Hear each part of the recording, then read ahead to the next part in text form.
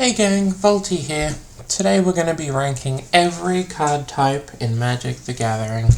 Now when I say every, I don't mean subtypes unfortunately, but we're talking about the big ones as well as all the ones that you've definitely forgotten existed. So let's get right into it. Going into S tier is going to be lands. Now, lands are very simple, but they're incredibly important. They're the resource system that Garfield created, and they're the only reason this game is any good. Every game with a resource system that functions in a different way, like Hearthstone, has reduced levels of variance, but the fact that Mana Screw and Mana Flood exist is the biggest factor that Magic has going for it. So we're going to put lands in S tier for sure. Joining them is going to be creatures. Creatures on a surface level are pretty boring. However, they are the only card types that interact with the red zone, and having a way to reliably teach new players what win conditions look like, what trading resources looks like, is incredibly high impact. Realistically, I think without lands or without creatures, the game isn't going to be anything like what it is. Alright, up next is Instants. I'm going to put Instants in A tier, I think.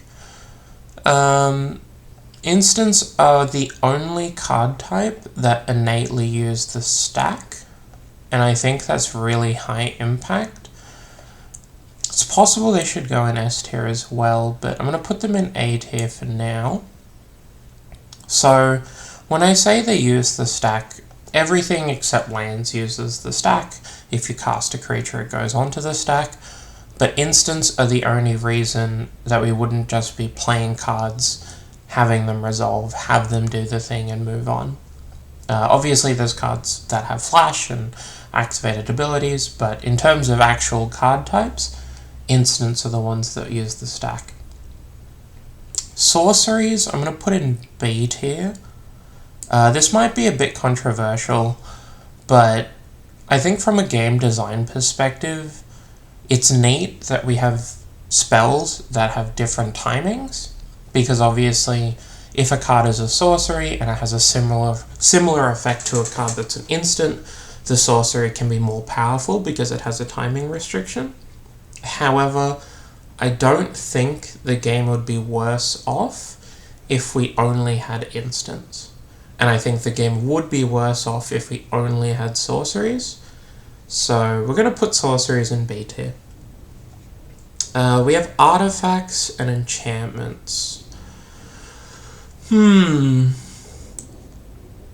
going to put artifacts in B. B or C. I'll start them off in B. They might move.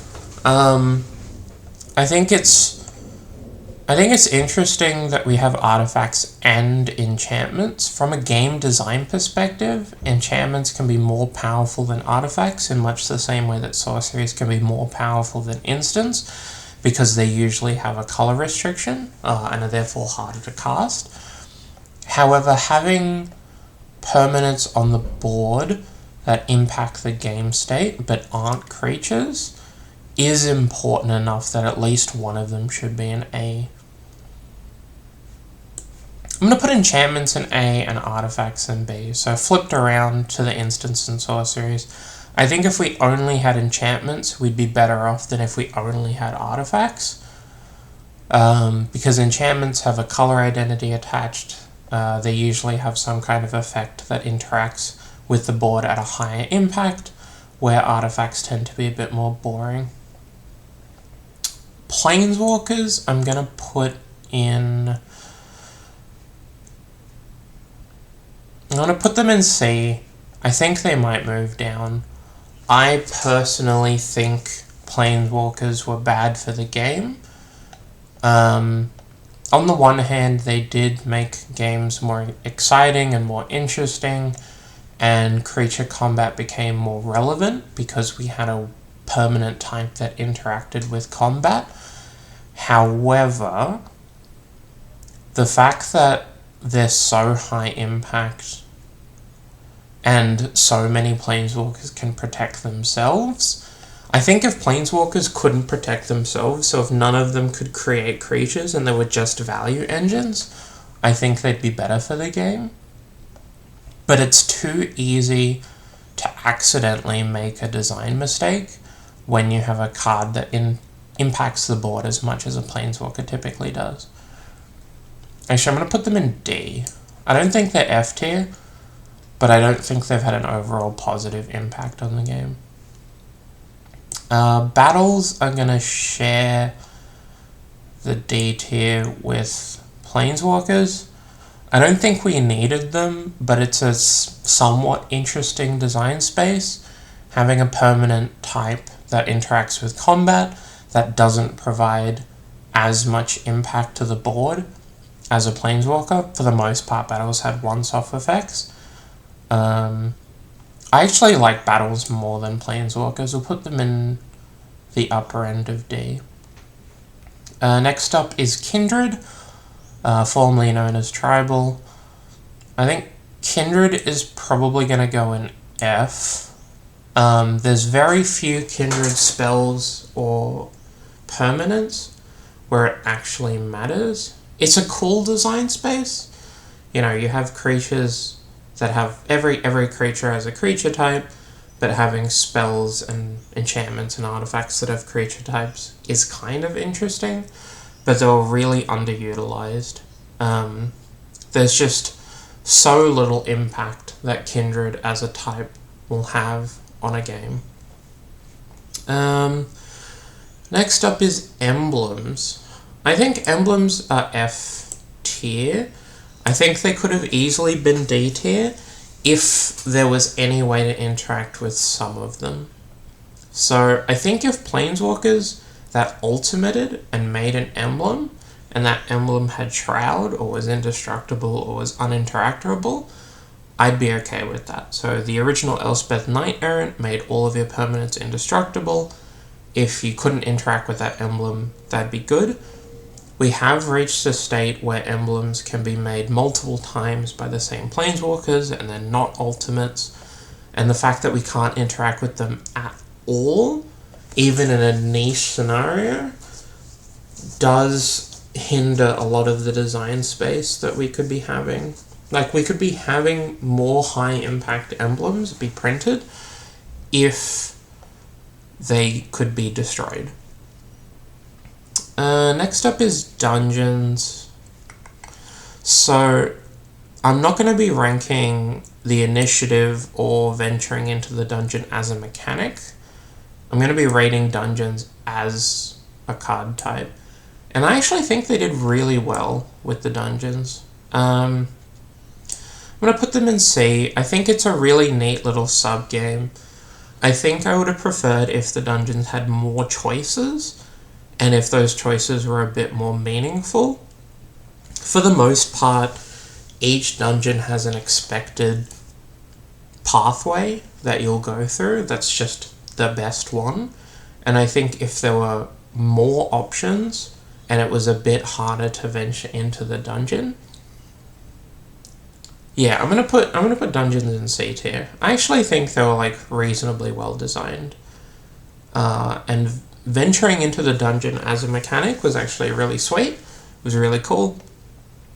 The initiative allowing you to venture every turn and having the Undercity be so incredibly high impact in one particular path that you're basically always going down that path was just kind of terrible. So I think I'd put the Undercity in F tier, but Dungeons as a whole in C. Next we have Conspiracies.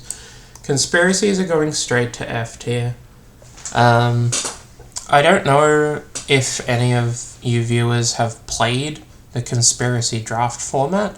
It's actually really fun. It's where the monarchy was introduced and a couple of other things. Conspiracies have the anti-clause, where they get taken out of your deck at the start of a game, if they're in your deck, and that allows your deck size to shrink. They could have changed it mechanically so that you still had to play 40 cards, and then you had conspiracies that were accessible. I still think they would be banned in every constructed format, because it would have been too difficult to manage, but outside of the draft format, these were a big flop because they were just unusable, and I think inside of the draft format, they were pretty terrible as well, all things considered. Alright, next we have planes. I'm going to put planes in B tier. No, I'll put them at top of C. Plane Chase as a format is actually a fan favorite. Mara has talked about how those products did really well when they were made, and playing the formats themselves, they're actually pretty fun.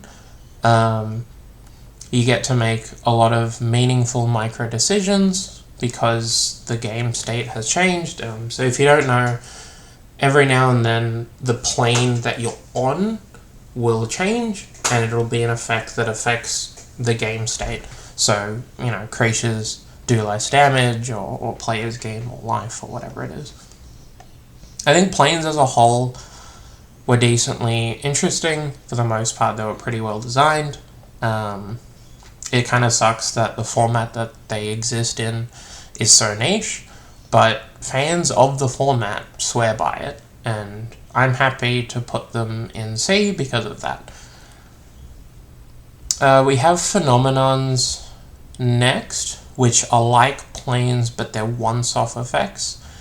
If you've played things like Star Realms, you might have seen this. Basically, when you roll the planar die, instead of hitting a plane, you might hit a Phenomenon, which will have a once-off effect, and then you'll re-roll and move to a different plane. These flopped, but not too hard. So I'm going to put them in D, and I'll put them here. I think that's fine. It was an interesting design space, but we really didn't need them to put more effort into Plane Chase. I think they should have just made more planes that were better. Having more incentive to roll a planar die isn't exactly what we needed. We needed more effort put into the format, honestly. Next is a scheme. So, schemes are an arch enemy mechanic, if I'm not mistaken. That format is basically unplayable, to my knowledge. It was like almost impossible for the arch enemy to win, from what I've heard. So I'll put these in F. I'm gonna put them here. I would say they have less impact than Kindred or Emblems within their prospective context, but they're definitely not as bad for the game as Conspiracies. Next we have Vanguards. Vanguards are a card type that you reveal your chosen Vanguard at the start of a game, and both players will have a Vanguard, and it essentially provides some kind of impact to the game. So maybe your creatures do more damage, or maybe your creatures are bigger. They're all like relatively minor changes, and if I remember correctly, they were decently balanced. Unfortunately, they don't impact any real formats, and if they didn't exist, we'd be fine. But I'm going to put them here in the C tier after the planes, because I've played the Vanguard format. It's actually really fun. A lot of them are super interesting, and a lot of the deck building decisions that you make feel relevant. I played a small Vanguard tournament where most players had different choices for a Vanguard, which I thought was really cool. I just wish the format was more playable. Lastly, we have Hero. The fact that I searched on Google to try to find out what this card type did and couldn't find anything, I'm going to put them in the F tier. I don't know what they do. I don't think they do anything. I think it's just a label on equipment, and maybe they go in the command zone or something. I searched for the names of the cards specifically. I searched for the mechanic. I couldn't find anything. Still, not as bad as conspiracies. Alright, let's review. I think lands and creatures, definitely S tier. Instants and enchantments, I'm happy with both of these being at A. I'm happy with their order. Sorceries and artifacts. I'm going to put artifacts above sorceries, actually. Yeah, I think artifacts are more impactful for the game than sorceries on the whole. Like, sorceries genuinely don't need to exist. They could all just be instants. And be a little weaker. Planes here is good. Vanguard here is good. The dungeons themselves were fine. I think they could have been better, but I'm okay with this. I'm actually going to put battles into C tier. I think about here. Other than the mechanical difficulty of battles, the fact that you play a card, it has an effect, but then it goes on your opponent's side of the board, but then you attack it, they could have done better with the implementation of it. But having something that promotes creature combat that isn't as high impact as a Planeswalker was actually a pretty good design. So I'm going to move battles up to C tier. Planeswalkers, I'm still happy with them in D. I don't think they're bad enough for the game to put them in F, but I'm not comfortable putting them at C or B. I know I sound like a magic boomer when I say that Planeswalkers are bad for the game, but the fact that so many of them, like Planeswalkers as a type, are meant to promote creature combat, but so many of them invalidate creature combat because they make creatures. And you shouldn't have a card that you need to defend with creatures make the creatures that you need. Like, it doesn't make any sense. Also, the fact that they all have haste innately is really kind of not okay. Yeah, I'll put Planeswalkers in D. I think that's fine. Let's move... No, Phenomenon are fine. They can stay in D. Kindred... Yeah, I mean, Kindred just too low impact. Too little anything. I think them being the top of F tier makes sense. Just because design-wise, it could have been so much better. They could have put more effort into Kindred and it would have been really good. But instead, it's just a flavor tag, despite being an actual type that matters. I'm going to put emblems... Yeah, emblems are still fine here. And then conspiracies being all the way down here.